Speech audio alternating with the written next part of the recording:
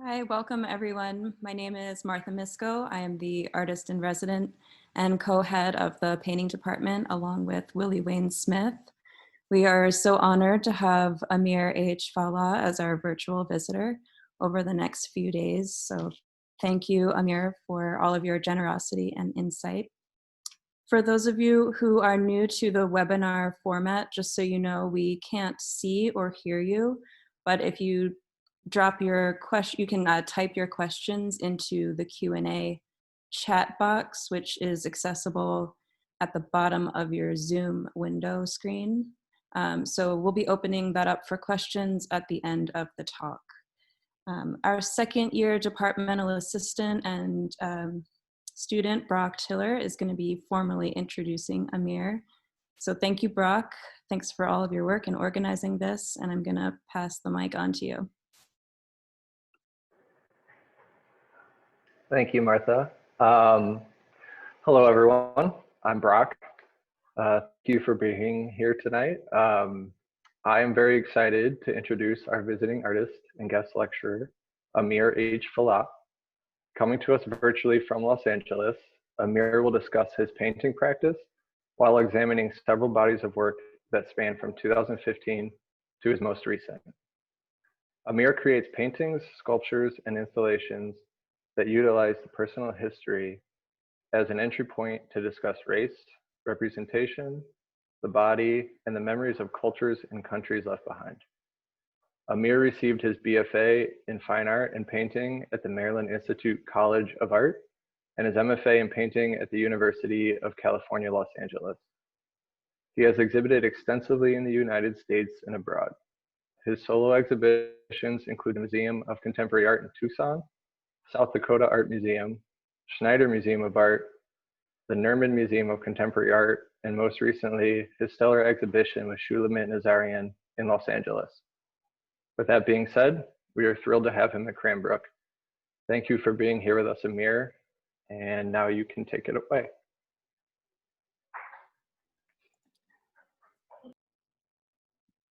Hi, everybody. Thanks for joining me. All right, let's see. Let me share my screen.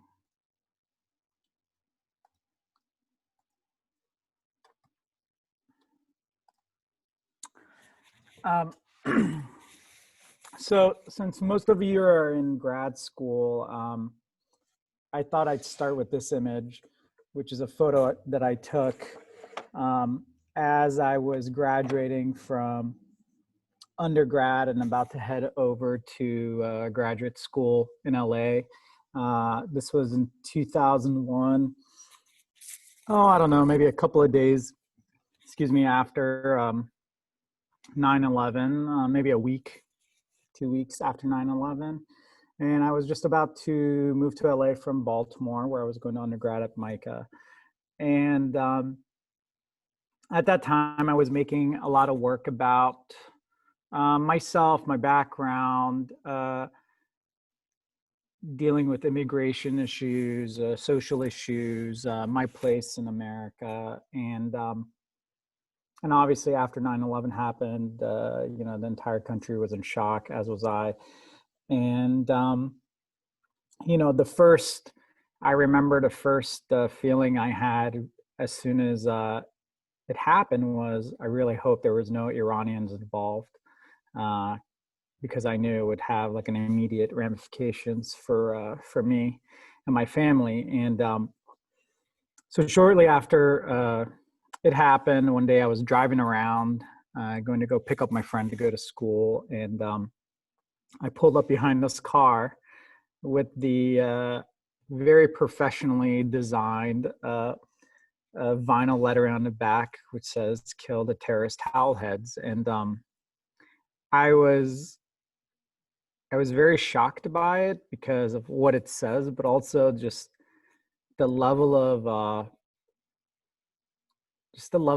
like, this wasn't like written angrily with a marker or with like shoe polish, but the guy went to a place that had this professionally printed and had it stuck to his truck. And it just made me kind of chuckle and laugh and be like, he probably thinks this is referring to me, because in his mind, if you write something just like this on your car, you probably just see any brown person, regardless of whether they're from India or Iran or Iraq or Syria or Jordan or what have you, and you just assume, oh, those are the guys that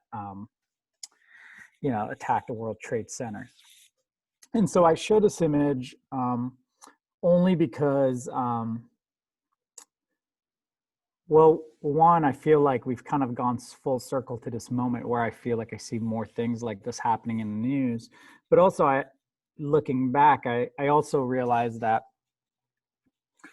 early experiences like this have really informed my work in the subconscious level.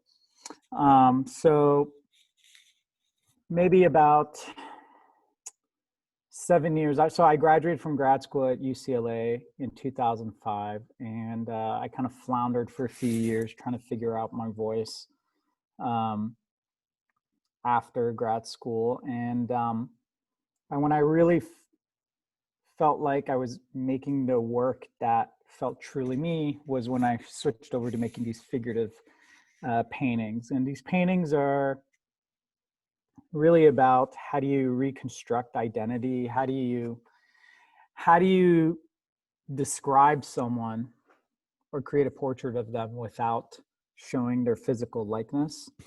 So, if you strip away someone's facial features or their nationality, their gender, their age, how do you describe them? And so I started this process of going to whoever I was going to paint. So these are all paintings of real people. And I would start by doing almost like an informal interview with them, an archaeological dig of sorts, where we would have a conversation as we walked from room to room.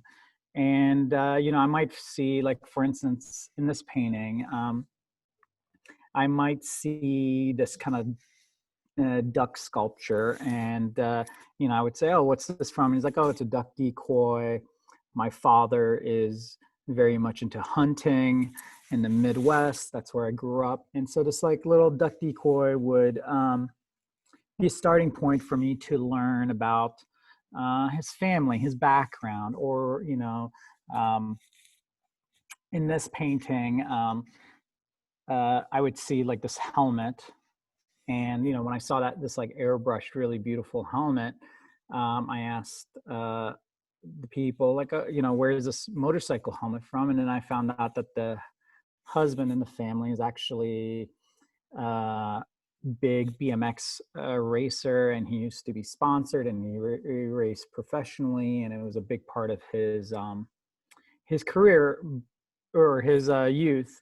And now he's a graphic designer and does typography, which completely makes sense, seeing this helmet. So this very mundane object that was just sitting around our house was a way for me to get to know the person or learn more about them. So I look for objects and materials like this, and then I kind of create a cluster or grouping of them, a still life of sorts, and I have my subject or subjects kind of sit around these objects in some sort of kind of like still life.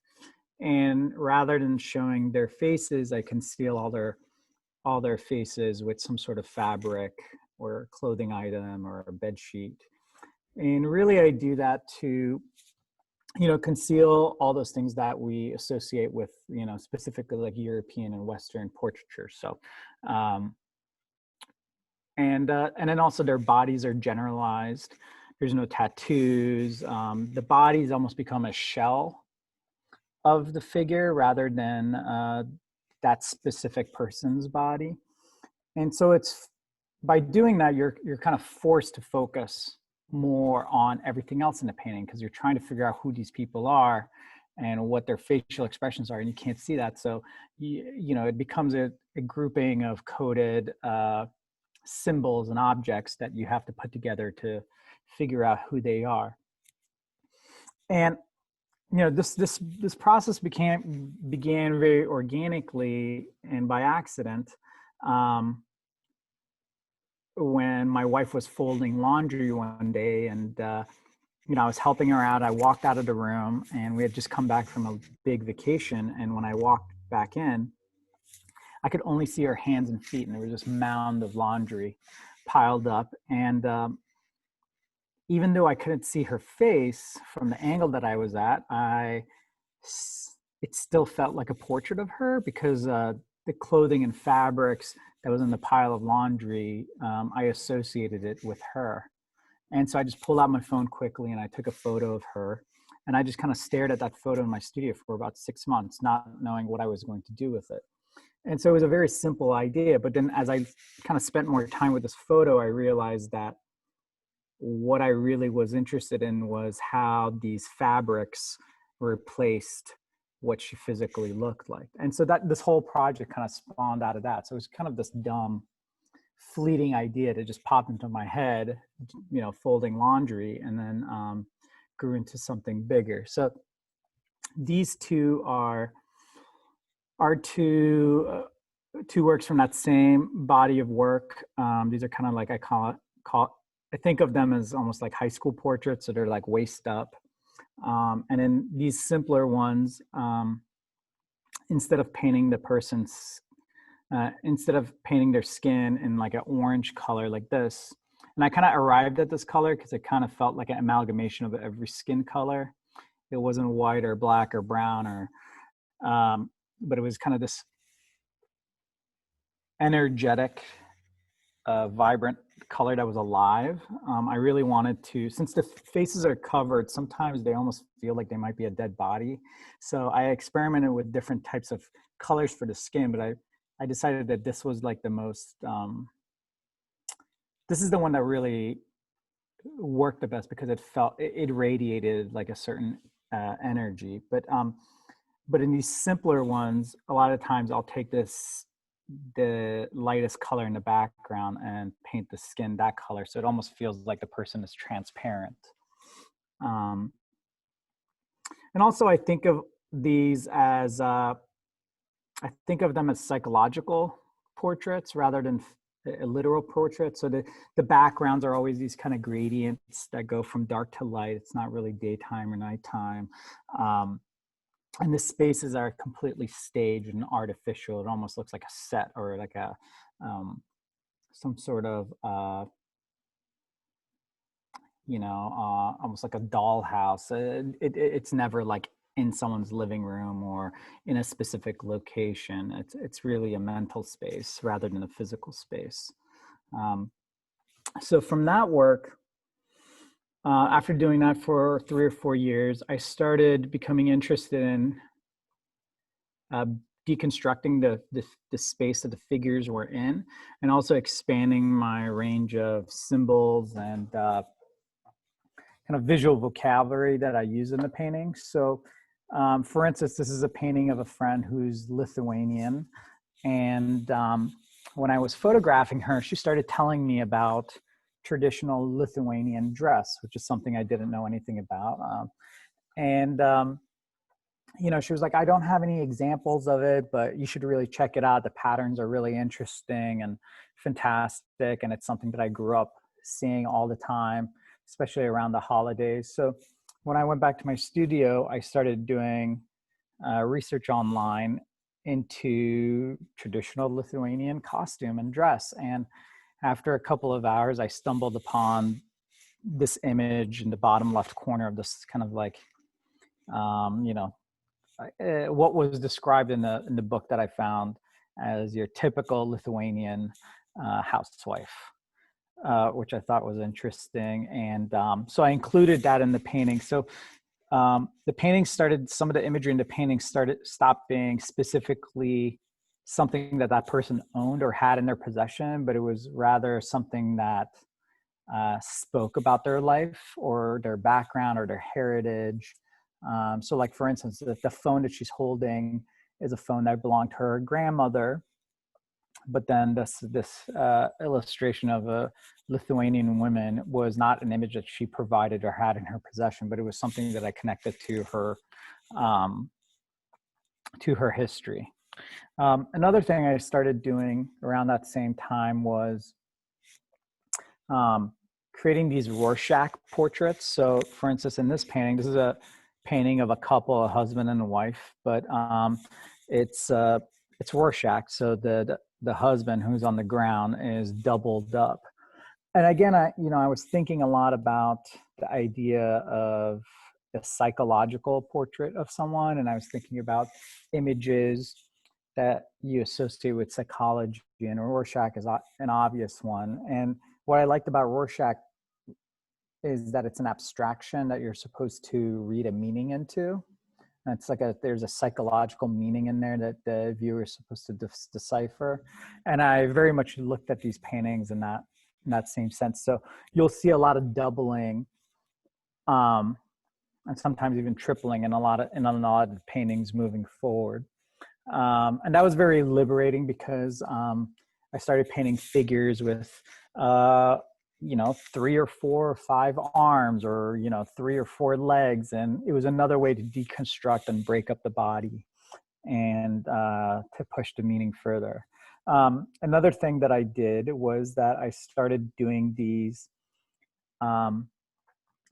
grid-like compositions where there was paintings within paintings within paintings. So like the previous one, you have the figure in the bottom left, and then you have this hand pouring out of the teapot and it's pouring into the background. So I started literally breaking up the picture plane.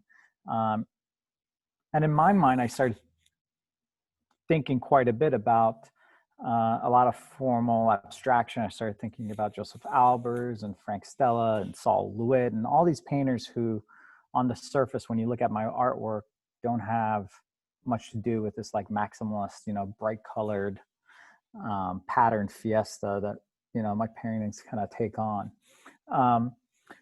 But another thing that I was interested about in breaking up the space was creating a hierarchy of imagery. So for instance, in most, in most paintings, you just have this one big image and there's something in the foreground, background, but I wanted to create a painting that had 20 paintings, 30 paintings within one painting. I started thinking about my background and doing graphic design and specifically book and magazine layout. And I started to use design rules as a way to break up the space. So every painting I started setting up in my sketches, which are all digital. I do all my sketches on the computer and they're Photoshop collages. I started breaking up the space into these grids. And so you would have a section that would function like a headline or a title. You would have a section that would function as an image caption or the picture, and then another section that would function as the copy. Or sometimes, in newspapers, there'll be a large article, and then there'll be another article next to it that isn't directly connected, but has some sort of connection to the main article. And so I started treating my paintings in that sense and really breaking up the space. And I really enjoy working in that way because it really creates a sense of hierarchy. So I can have this very dense painting that has many different ways of painting, but still feels cohesive. So although there's a lot of stuff going on, there is, the painting is very organized. I'll get into this narrative kind of in this painting quite a bit. So this painting is called Birth Cursed Reversed. And it's a painting of an artist friend of mine in Los Angeles who has a very interesting background. So his parents he's Vietnamese, and his parents went to what he described as a witch doctor in Vietnam, who so when he was born, his parents took him to this witch doctor, and the witch doctor told them that they had to raise him as a girl. And if they didn't, that the whole family would be cursed and he would die. So from the age of, I think something like, from birth to the age of 9, he lived as a female. And at the age of 9, they went back to the witch doctor, who said, miraculously, the curse has been lifted. He can go back to being a girl. And so at the age of 9, for the first time, his name was changed, his clothing was changed, and he was addressed as a female, which of course can be very confusing to a young kid. Um, and so he makes a lot of artwork about this moment in his life, and he does a series of performances where he has an alter ego that's female called I believe the name is like Lily, and it's kind of like this like pop Vietnamese pop singer. And what was interesting was, as I got to know him, you know, I've known him for years. We go to the same openings and things like that, but even though, you know, I would say he was a close acquaintance, I never knew the story until I went to his studio, which was, you know, it's such an incredible and tragic story. I was shocked that I'd never heard of it. So when I went to his studio, which was also where he lives, you know, he started telling me about this background and how his father was a POW. His father actually was working with the Americans during the Vietnam War. So he's Vietnamese, and he was captured by the Vietnamese, and he was in the POW camp. And, you know, and then his parents they're Buddhists, but they belong to some sort of, like, it's not necessarily a cult, but they belong to some sect that's also, it's like Buddhism mixed with a lot of superstition. And so he was telling me about all these shrines that his parents have all over the house, and his parents are still very, you know, they still go to these witch doctors, and, you know, he just started telling me this fantastic story about his life. And so at a certain point, I had him actually go back to his parents' home, which he doesn't visit that often, and he photographed all the different shrines and different parts of their house. So I incorporated many of those elements into this painting, from the figure,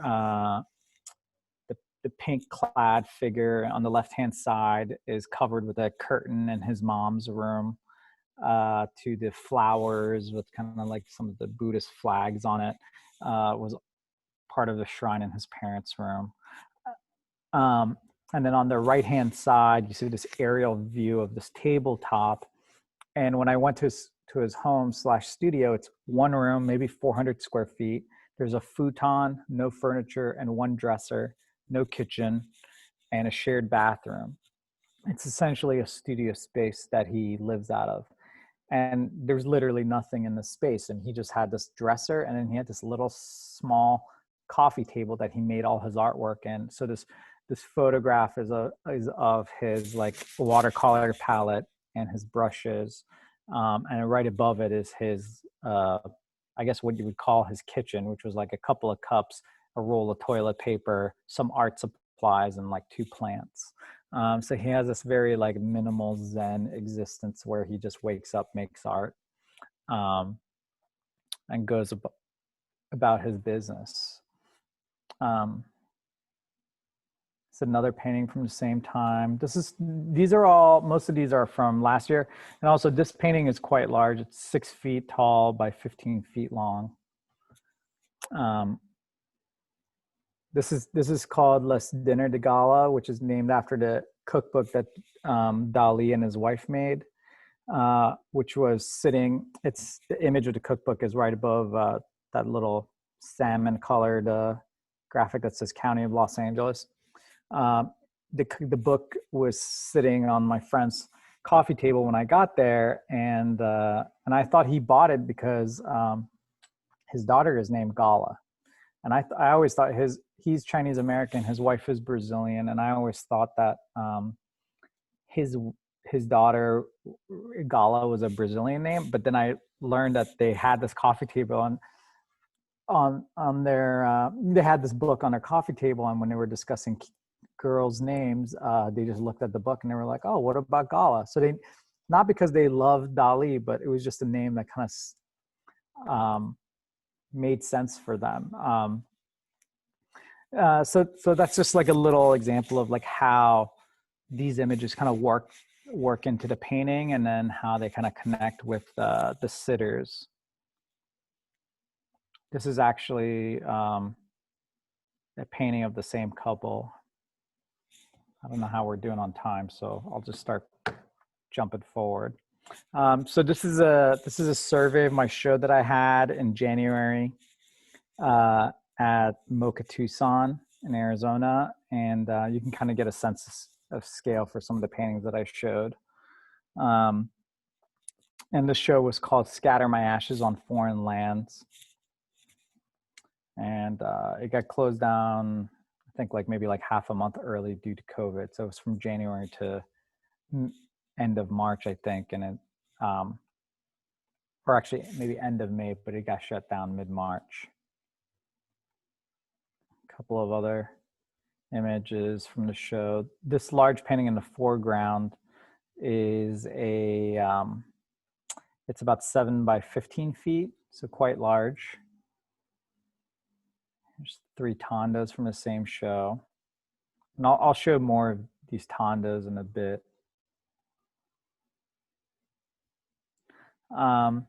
So after this show, I've been doing these figurative paintings, for these veiled figurative paintings for a while. And I started thinking about how to, I guess, push the envelope or expand on this idea of an alternative portrait or deconstructing portraiture. And around that same time, I have a 5-year-old son, and about 2 years ago, I started photographing his children's books.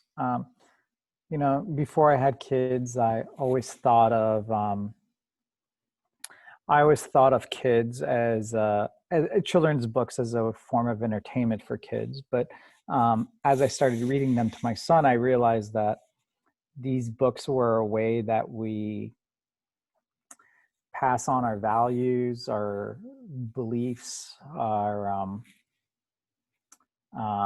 it's how we teach kids empathy, how to share. They're really tools, and they're not just a form of entertainment. And so I started photographing just different illustrations in the books that kind of caught my eye. And I started really thinking about the things that my wife and I want to pass on to our son, the lessons that we want to impart on him, and how we want to raise him. I mean, when you're a parent, these are the things that are at the forefront of your mind at all times. And my son, we only have one kid, and I was also an only child. And I thought to myself one day, what would happen if my wife and I were we just disappeared off the face of the earth? We got hit by a bus or something happened where we weren't around. And this, 5-year-old kid was left to fend for himself, or, was raised by someone else that wasn't us. And how would he know who his parents are and what they believed in and what they wanted to teach him? And so I started this process of writing down a series of life lessons or parables or short quotes that had, important meaning to myself, that were starting points for different life lessons that we wanted to pass on to him. And so some of these texts were taken from everything from protest chants to song lyrics to poems by Rumi to famous quotes by, could be a celebrity or, an ex-president or a scholar or philosopher. Just these short bits of text that were a starting point to kind of talk about our beliefs. And so for this next body of work, which is the work that's up at Shulamit Nazarian, the text would be the starting point, and the text would dictate the images in the painting. So this painting is called No Gods, No Masters. And you can read it in multiple ways. So, you can read it literally as no gods, no masters. My wife and I were both atheists. We're not really interested in religion. So you could read it in that literal sense, but also, your God could also be your boss that's controlling you. Your master can be an abusive friend or an abusive relative, or society can, or governments. anyone that kind of controls you and kind of tells you what to do and that you have to live in fear of. And so the images are a mixture of images from children's storybooks, historical images, images from pop culture, found imagery from various archives. You know, these days you can find anything online, and every museum and public library has these incredible digital archives that you can kind of go through and find interesting images. So I collect these images in folders, and every time I have a piece of text that's a starting point for a painting, I start going through these folders where the images are not categorized. It's just like a giant, you know, mix of borders of images from all sorts of places. And I start kind of picking and choosing images and collaging them together digitally. And for instance, you have this angel that's from a Persian miniature at the bottom, and he's summoning these three, you know, ambiguous Middle Eastern men on a flying carpet who are next to the NASA logo. And, you know, so the Persian miniature is taken from a famous Persian miniature painting, but the three guys on the flying carpet are just some random illustration I found from like the 50s or 60s. I have no idea what the origin of it is, but it spoke to kind of some of the themes that I wanted to talk about. So for instance, you know, in my mind, I started making this narrative of these three Middle Eastern guys flying on this carpet, and how growing up I was always teased that in Iran my dad flew a magic carpet. People would always ask me if my father wore a turban, and you know, as I'm making this painting, I'm kind of laughing to myself and thinking, oh, these guys are the Iranian NASA. It's like how the West kind of views Iranian culture, when in fact, actually, a lot of the people that work for NASA in America are actually Iranian. A lot of the engineers, there's even an Iranian female astronaut. So, so that, you know, so I'm kind of finding these images and kind of creating these narratives in my mind, and these connections between these disparate images.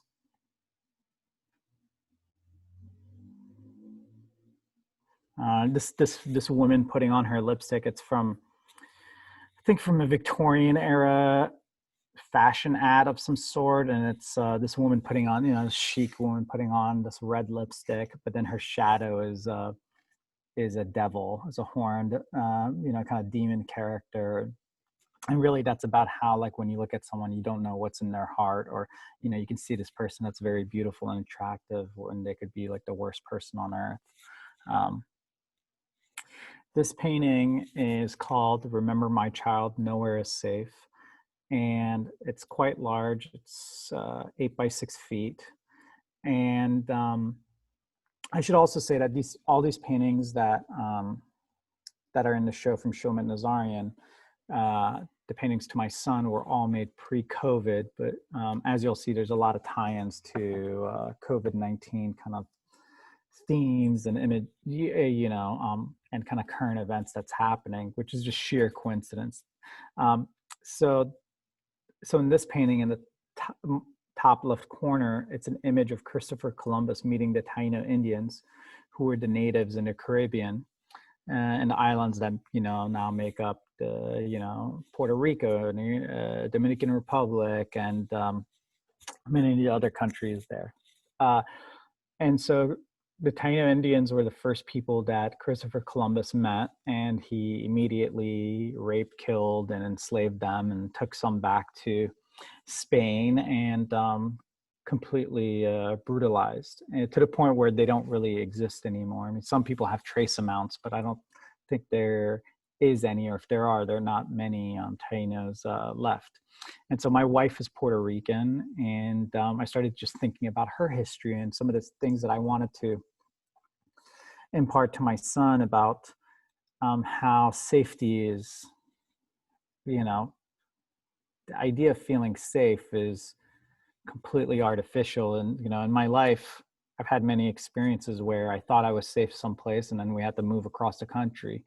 And so, you know, I was born in Iran and then we had to move to, you know, we thought we were going to move to Australia by way of Turkey. And then we got stranded in Turkey and lived in the ghettos of Turkey, penniless for like a year and a half, and then came to America as refugees and had to start our lives all over again here. So for me, safe is just like something that,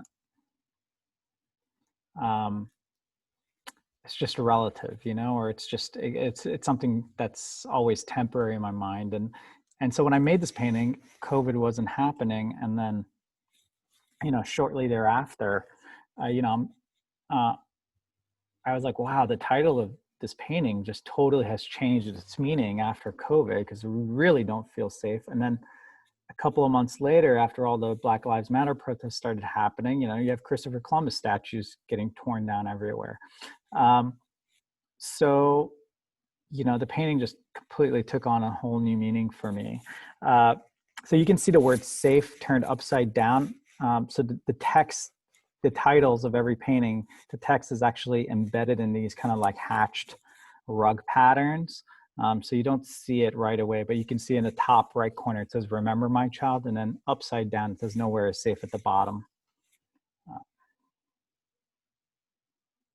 This is another painting called "Empathy, Even for Those Who Do Not Speak." I'll just keep going a little quicker. This painting is called "Sentiment Without Action is the Ruin of the Soul." I'll talk about this one really quickly. So this one is really, it deals with a lot of issues around the environment and animal rights and how we treat the earth, which has which is in direct relation to how we treat animals, and then how we treat animals and the earth has an immediate effect on us. And again, COVID made that crystal clear, you know, by how animals were treated in China, had an effect on the entire world, and kind of hit the pause button. And then also, you know, with, you know, half of this country doesn't believe climate change is real, even though things are changing drastically. California is on fire. Animals are, you know, a bunch of animals. I live in Highland Park in LA, which is very close to a city called Altadena. It's like 5 minutes away. And at the foothills of Altadena, because there were so many fires happening, all the wild animals, including bears, were coming into my friend's neighborhood. So every day he's sending me video footage of mountain lions and bears and all sorts of like insane wildlife in his door, you know, at his doorstep. And this is not like a rural place. This is like a neighborhood.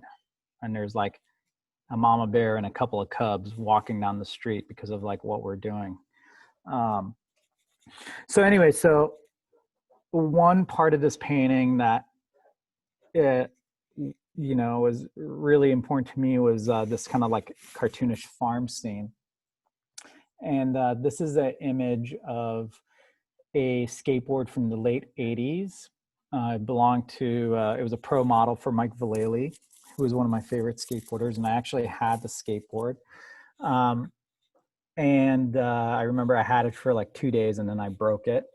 And, you know, when I bought this board, I just bought it because I loved Mike Vallely and he was one of my favorite skaters. And it was also a twin kick board, which is kind of like a revolutionary model at that time. But I thought the graphics were cool, but I never thought too much about them.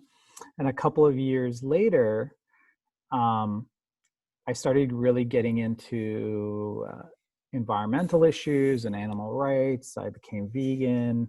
I started going to all these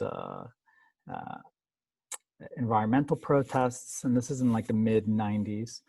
And then so when I started thinking about this painting, I had a flashback to the skateboard graphic, and I realized that Mike Vallely was actually a vegetarian and into animal rights, like early 80s into the 90s. And this skateboard graphic was actually one of the first pieces of political art that I had really seen. So, you know, it shows these animals kind of looking looking startled and uneasy. In the background, there's like a farmer coming out of the barn with a pitchfork in his hands. And all the way in the background is this factory farm spewing a bunch of pollution into the sky with the sun, making this kind of like yuck face. And I didn't think about it when I bought this board, but I feel like this board had some sort of subconscious effect on, some of the values that I developed later on. So I included it because this thing that was kind of this like lowbrow illustration that was just part of like, pop culture had some sort of effect on me and kind of led me down this path of who I am as an adult now, and also some of the things that I'm trying to teach my son and impart onto him. This painting is called Science is the Antidote, Superstition is the Disease. And it's about the America going backwards and not believing in science. Again, this painting was made pre-COVID, but as you can see, it really, it kind of hit the nail on the head as far as like what was happening as I was finishing it up. I'm going to just go through quickly because I think we're running out of time. Brock, how are we doing on time? Can you tell me real quick? This is called Sleep When You're Dead.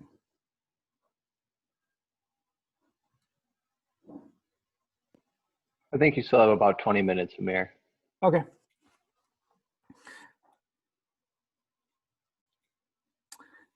This painting is called The Animals of the World Exist for Their Own Reasons. Oops. So for instance, this little illustration is from like a golden book that I was reading to my son. And it's this like, kind of smoky train cutting off the path for all these animals. And what was interesting about this is in Los Angeles, they're on the 101 freeway. For decades now, they've been talking about building a land bridge that would be away from mountain lions and other wildlife to be able to cross over to 101 freeway freely without getting hit by cars, because there's all these mountain lions that get killed every year and other animals because they don't have a natural way to connect between these two mountains. And so in the show, there's also these 3 large tandas. They're 6 feet in diameter. And these are essentially these botanical paintings with this void in the center. And for these, I was really thinking about the history of plants and how plants migrate and its relation to how humans migrate. So people help migrate plants by, taking them for spices or for their beauty, but also for medicinal qualities. But then also animals help plants migrate by like getting a seed stuck on their body and carrying it to someplace when they migrate. And so sometimes it's very deliberate reasons why these plants migrate to far off places, and sometimes it's by accident or by chance, which really echoes the experience of a lot of immigrants, where it's kind of some have sob stories, some have happy stories, and some, like me, was supposed to move to Europe and ended up in America. And so the plants they're wrapping up. It's not like a tasteful botanical kind of still life or landscape. The plants are weaving in and out of each other. They're clashing, they're colliding, they're getting entangled with one another, and in this mix, there's all these different images from high and low, from old and new, similar to the other paintings. So like a Persian miniature next to, a vintage advertisement for alcohol, Humpty Dumpty, or illustrations from children's books. I started making these paintings for a couple of reasons. One was that I like the idea of having plants, which are these, living things, being placeholders for people, and also having the paintings function as having them really function as a metaphor for specifically American society, where you have all these different cultures, races, backgrounds, classes, and they're living amongst one another. And sometimes they're living in harmony, and sometimes they're clashing, like we are now in our society. And so the plants in these paintings come from, you'll have an African orchid sitting next to a succulent from South America. You'll have plants that are kind of cartoony next to something that's fully rendered. You'll have something that's abstract next to something that's drawn in a more illustration manner. And I like the idea of the viewer kind of projecting themselves into the center of this painting. So the viewer kind of completes it. So in regular paintings, the center is the main event, but in these paintings, the centers are these kind of ambiguous voids that you kind of stare off to, and all the actions happening along the edge. So this is just some install shots from the show, just for sense of scale. Most of the paintings are quite large. This painting, I don't know if I mentioned, it's 7 by 20 feet. So very large, took about 4 months to make. And then this last project I'm going to show is a project I just finished for the San Jose ICA. And the curator contacted me and asked me to do a project on their facade. They're closed due to COVID, but they wanted to do some public programming. And she contacted me and said, would you be interested in doing some sort of billboard or mural on the facade of the museum? And she was open to just making it using an image of a pre-existing painting. This was just in July, so very recent. And my first instinct was to just have a large billboard that said, maybe some sort of text from the paintings in Los Angeles from the show that maybe had some sort of political kind of spin to it, like "Remember My Child, Nowhere is Safe" or "A Borderless World." But as I thought about it more, I thought that would be a little too simplistic and just overtly political. And I always think of my work as being, there's politics in there, but there's a lot of formal issues in there. There's personal and narrative issues, and it's a little bit more complex. And politics sometimes get really black and white when things are really, most of the time, gray, with the exception of this election. This election is pretty damn black and white. But anyways, so I decided to take some of the titles from the paintings in LA and kind of do a remix of them in this painting. And where in the paintings in LA, the text is very hidden in this kind of floral patterning, I wanted the text to be highlighted more in this. So, and then also in the text in the paintings in LA is kind of just Helvetica font, just like a clean type. But this one, there's all these protests happening at the time, and I wanted these to feel like these quickly written protest statements or chants that somebody spray painted on a wall or wrote on a poster and went out and marched. So from a distance, when you see the billboard, you think that it's just painted on quickly, but as you get closer to it, you realize that actually all the text in this is meticulously hatched with with a one hair brush, and it's patterned and very they were painted more like they were these mantras rather than this quick image. And then strewn throughout this piece is logos from various organizations and groups, everything from the feminist logo to the peace dove, but also the Animal Liberation Front's logo, or the Earth First logo, which Earth First, if any of you remember, was that extremist environmentalist group in the late 90s who set fire to a Humvee dealership.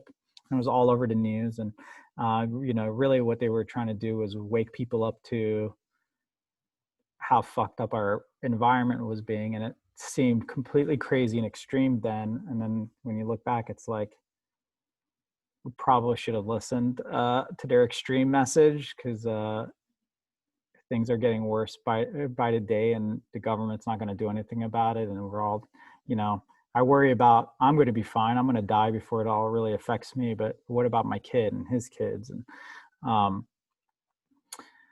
so anyways, and then so there's a mixture of imagery similar to my paintings that kind of like reference different, you know, political and social issues, like the woman with the match in her hand. It's from a Dutch matchbox ad from the 1900s, but you're not sure if she's like about to light the match and like start a riot, or if she's, you know, or if the match being lit is a symbol for like knowledge and thought and shedding light on something. And so this is a real painting that I made, a 3x6 16-foot painting, and the painting was going to be mounted on the museum like this, and then there was going to be these two Tondo paintings in the windows. So it just went up. So this is actually the only photo I have of it. So it's quite large. It's like 10 or 11 feet by 50 feet long. And then in the windows of the museum, there's these two Tondo paintings, and these Tondo paintings are on a motor, and they're slowly rotating as you're standing in front of them. And so, you know, these paintings, I really wanted to capture kind of the chaos of everything that's happening in America. So it's like they feel very unstable. There is no up or down. There's no left or right. There's just this bombardment of imagery, and some of it is political, some of it is mundane, some of it is historical, some of it is pop cultural, some of it's art history. And as they're kind of rotating into one another, you know, they're kind of tumbling and colliding, and nothing's, you know, up or down or left or right. It's always changing, which really for me is a metaphor for how most of our lives feel this day. And the paintings are called Cowboy and Cowgirl, since one of them has a cowboy and the other one has a cowgirl, which for me are like symbols of Americana, but also, you know, America is not viewed very well in the rest of the world right now. But these two figures are very like disarming and happy-go-lucky, you know, like these cartoonish cowboys and cowgirls. And they're taken from turn of the century Valentine's Day cards, or early 1900s Valentine's Day cards. And then the image on the left is actually a small, I mentioned it to a couple of people during studio visits today, but I've been slowly inserting some of my favorite artists into my own painting. So the image on the left is a bootleg Frank Stella painting that I've always loved, and who is someone that's really influenced my work quite a bit, even though it doesn't look like it. But I figured I couldn't buy the real thing, so I'd make my own and insert it into my painting. And then so halfway through that project, the museum had this great idea. They were like, why don't we turn the museum into a polling center for the election, which was really exciting for me because I love the idea of someone walking into the museum and seeing this giant thing that says they will smile to your face, or remember my child, nowhere is safe, or a borderless world. And maybe they stop in their tracks and kind of think about what their vote means and how it's going to affect other people. I don't think that it's really going to sway somebody's vote here or there, but I'm hoping that it'll at least make people pause for a moment. And so these are some bus shelter ads that were placed all throughout downtown San Jose that feature snippets. So there's 4 of them, and each one features a quarter of the billboard. And I like this because, again, it's like the imagery is kind of mysterious. It doesn't really, you know, some of the text is getting cut off, and turns into this scavenger hunt where you see different billboards in different parts of the city, and you're trying to connect what the text is saying. There's a couple more, and there was also these street sign ads that says "Vote like your life depends on it," all throughout the city. And then we also made these like artist vote buttons and stickers. So trying to use art in a way that's really getting people excited about voting, and doing something that's not super fun, but like trying to add a little, like, why can't you go see artwork and vote at the same time? Like I feel like every museum in the world should be a voting center. Kill two birds with one stone. So with that, I encourage everybody to go vote, and that's my talk. Thank you. And if anybody has any questions, I'd be happy to answer them.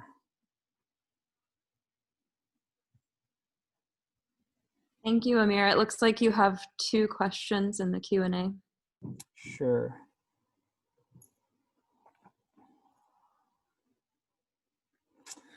Okay, can I speak about the existence of Orientalist discourse in your work and the presence of some well-known fictionalist Orientalist tropes? Well, Orientalism is interesting because, it's something that I actually wasn't even aware of until I was much older. And, like the guys flying on the carpet, it's kind of like this exotification of people from the Middle East. And it's something that I do highlight in the work, and I try to play with it a little bit, and I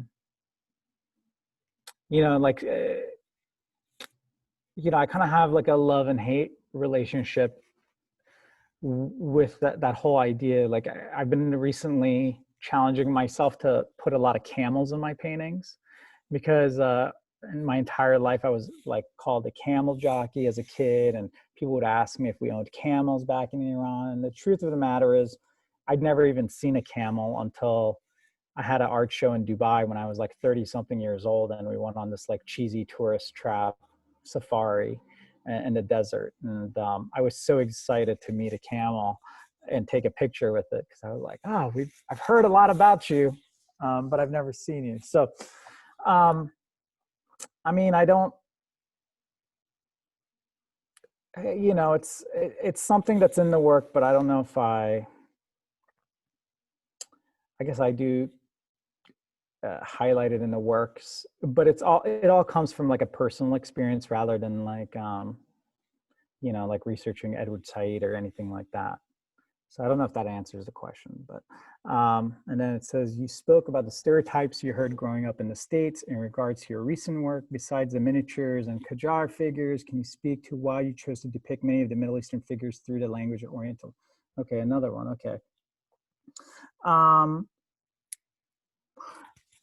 Well, I think I use that because I like for instance, the very large painting, let me see if I can scroll back to it.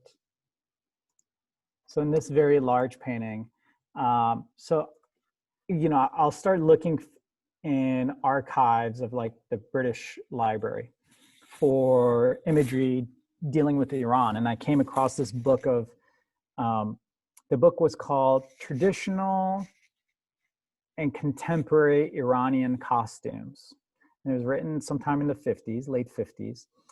And what I thought was funny was it didn't have any contemporary images of Iranian costumes or clothing in it. It was all like guys in turbans and robes, and that's where the figures in the bottom left corner and like the top area above the horses come from. And I found it so hilarious, because when I look at photos of my parents, when they were teenagers, my mom's in like, they're just dressed normal. They're not, my dad's not like riding in on a camel with like a giant turban.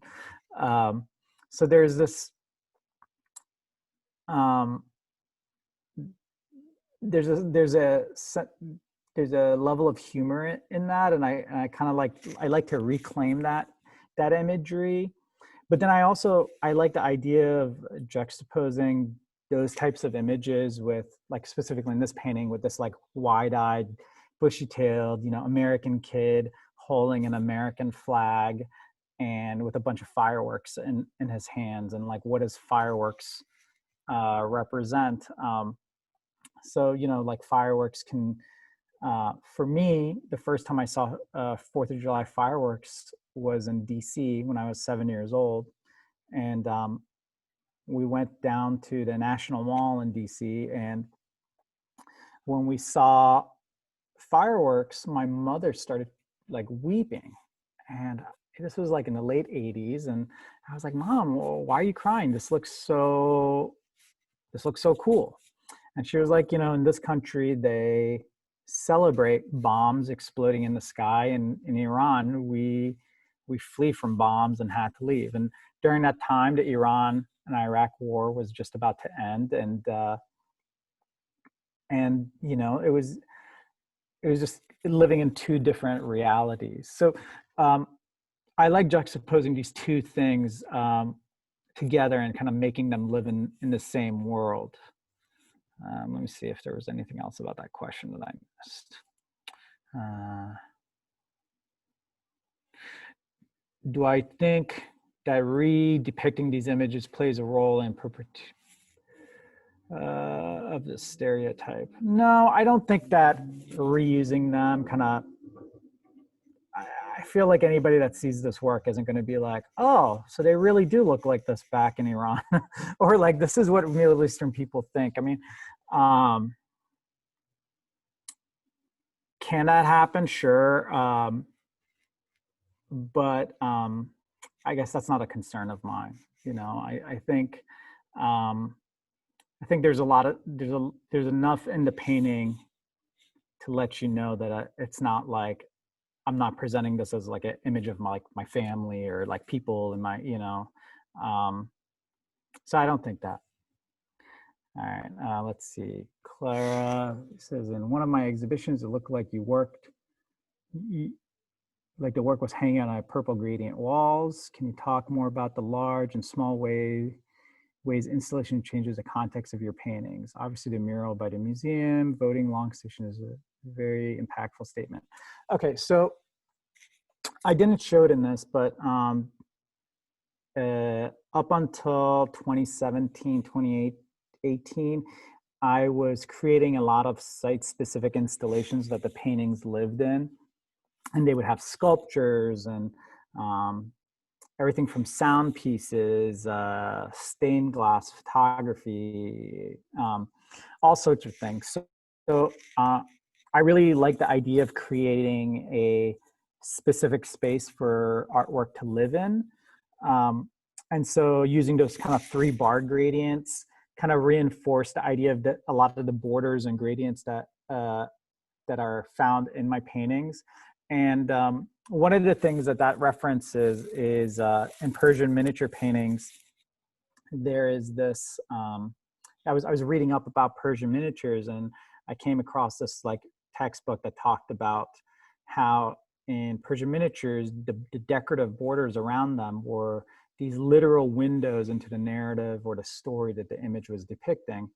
And I thought that sounded completely ridiculous and also fantastic at the same time. Like, what an interesting way to think about, a drawing or a painting. And so I started appropriating these kind of borders, weaving in and out of my paintings.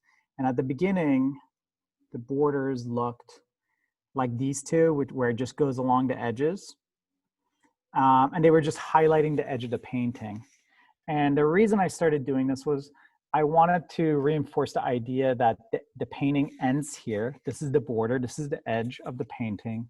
And all the information that you need to think about to think about this painting are within the edges of this canvas, right? But historically, especially with European painting or Western painting, they teach you that in narrative paintings, this figure might be like looking off into the distance, and the figure might be interacting with another body that's not even in the painting. And you're, the viewer, is supposed to connect the dots between that, right? To finish the image in their mind. But I wanted to do the exact opposite of that. The paintings are so coded with symbols and these objects that have very specific meanings. I didn't want to distract the viewer about anything else. I wanted them to only focus on the restraints of the, you know, of the edges of the canvas. But over time, I got bored of just having this decorative border that went around the edges, and the border started deconstructing and weaving itself in and out of the paintings, and certain times pushing certain elements forward, and other times flattening out areas of the painting. And I started just using it almost like as a visual element to kind of break up the space and deconstruct the space further. All right. Okay, in your sound and vision interview, you talked about how COVID isolation shifted your focus to drawing for a time. In what ways has that shaped or influenced the work you're making now?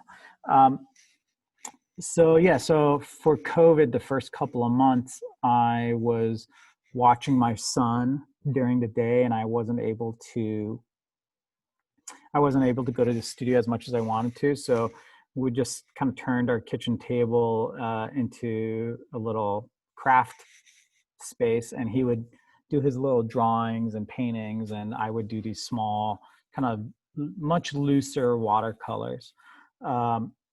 And what was interesting about that was that I had to make them really fast and quick, and my paintings are very, they're slow to make. They take months to make. And so first of all, I really enjoyed making those drawings, and I'm still making them. But I also really enjoyed kind of making something that was much looser and gestural. And so I've started to slowly incorporate that into some of my paintings. So the painting with Christopher Columbus, give me 1 second, let me find it. I don't know if you can see it in the top left. It's actually like much looser, and it's kind of painted like this, like stained watercolor. And I don't think I would have painted that section of the work in that way if it wasn't for doing those small works on paper. Okay, I was wondering about the 5-sided shaped pieces and how you came to select that format, or how you select formats in general. Okay, so I'm a big fan of shaped canvases. I guess you're talking about this or this one. And, you know, one, I think it's just fun to experiment with different shapes, but also I did paintings that were much different shapes, like arches and hexagons. And a lot of those came from various shapes that I saw in the person's home, maybe like an architectural detail. So I know this one had the shape of this related to a window that the sitter had in their door that had this like small kind of diamond shaped window that I photographed, and then I decided to use that. And some other ones, I use this house shape a lot for obvious reasons. It kind of like references a home, right? It's kind of like almost like a cartoon silhouette of a domestic space. The oval, this figure had an oval mirror in her home. So usually it's for those reasons. I'll see something in their house that's interesting. And then how do I choose the textiles and patterns in my work? Do they also have the same portraiture and individual references as the objects? So yes, the textiles are, and all the figurative works are directly related to the people. So some, like for instance, on these two paintings, the purple painting, the textile that she's kind of covered in is actually a rug pattern. So when I photographed her, I photographed her with just like a white sheet, and then I superimposed this pattern that was on her rug onto her. And then the image on the right, this was like a shawl that her mother had given her. So sometimes it's something that they just simply live with, that they like love. Sometimes it's something that's nostalgic. It could be a quilt that their grandmother, made for them and it's falling apart, but they can't bear to pass on. So almost everything in the paintings is hyper specific. I mean, even down to some of the colors relate to different conversations we've had. So I really want the viewer to almost do an archaeological dig of these people's lives and kind of like uncover what all the symbolism is in there. All right. And Amir, about 10 minutes after 8, just wanted to let you know. Are you good okay. to? Yeah, there's one more, so I'll just do this one. Okay. And it says, what do you say are some of the benefits or drawbacks of being an LA-based artist versus NY? I love LA. I'm never moving. I mean, New York, there's more opportunities, but also life's a lot harder. So it's more expensive. There's no green space. LA really is like heaven. It's beautiful. The weather's great. There's a huge art scene here now. And the best thing about the art scene here is that you can still kind of write your own way. It's not as established as New York. And so there's a lot of opportunities to kind of forge your own path. But I think if you're an artist, if you don't live in LA or New York, it's just that much harder to get shows and have opportunities. It's not impossible, but I do think that it's a barrier to entry. So for me, I was always going to live in LA or New York because it's already so hard to be an artist, and I wanted to show in galleries, and I wanted to live in a city that gave me as much access to galleries as possible, and to curators, and to big museums and things of that sort. So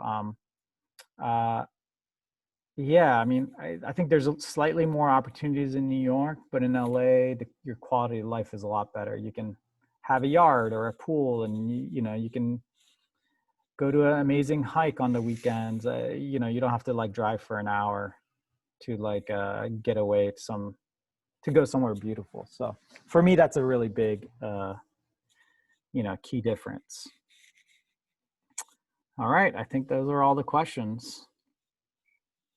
Thank you so much, Amir. Yeah, my pleasure. Thank you guys, and yeah, thanks a lot. Thank you. Bye-bye.